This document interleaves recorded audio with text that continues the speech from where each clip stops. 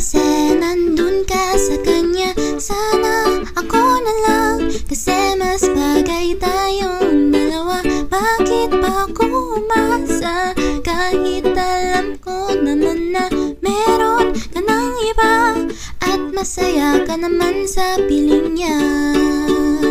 Sana ako na lang ang kausap mo tuwing hating gabi. Magkasama kang kumain ng ice cream dun sa tabi. Sana ako na lang, oo please ako naman ay pansinin.